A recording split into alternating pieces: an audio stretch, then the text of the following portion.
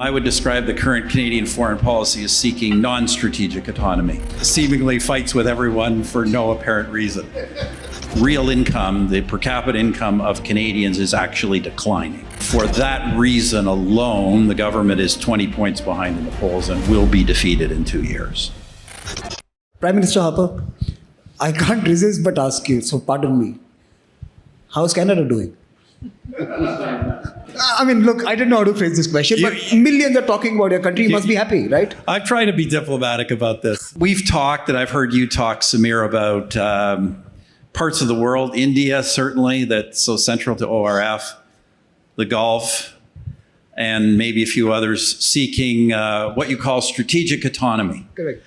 I would describe the current Canadian foreign policy as seeking non-strategic autonomy. That is seemingly fights with everyone for no apparent reason. So look, we'll just leave that aside. Look, the reality in Canada is this, and look, I'm not a supporter of the government. I think everyone knows that. So my views won't be a big surprise, but I think objectively speaking, first of all, I might dispute with David about how well the American economy is actually doing. It's clearly not doing well in Canada.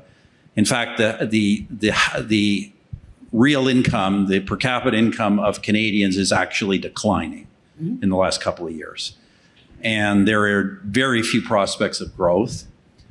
For that reason alone, the government is 20 points behind in the polls and will be defeated in 2 years.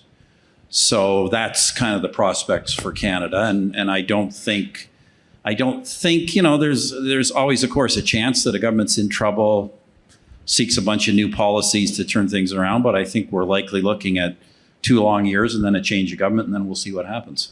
Your assessment of what's happening in Afghanistan, why have you forgotten about Afghanistan? I think that's a fair question to ask. We move to the next crisis. Nothing has been done about the previous one. And there's a question that was asked by James, Africa. And is it time to get our act together, work together as a coalition from the Indo-Pacific to Europe, to put together something which is worthwhile for that continent? I would reiterate some of the things said. When I said there needs to be a reassertion of American and broader Western leadership, I'm not referring just to security.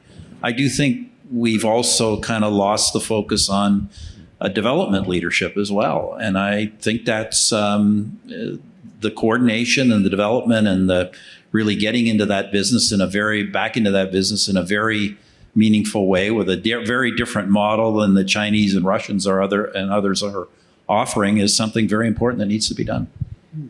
And Afghanistan? Well, look, all I can say about Afghanistan is as you know, I'm a philosophical conservative, and I continue to be just very, very frustrated by the number of decisions I see being made in the world that are just not based on kind of firm international policy reality.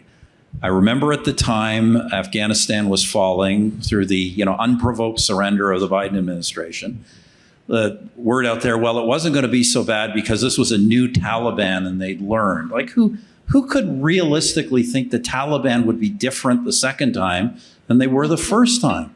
And I say, I just keep hoping that somehow we will banish these kinds of notions in our thinking and bring a lot more hard-headedness to international affairs, because the Afghanistan thing is a disaster.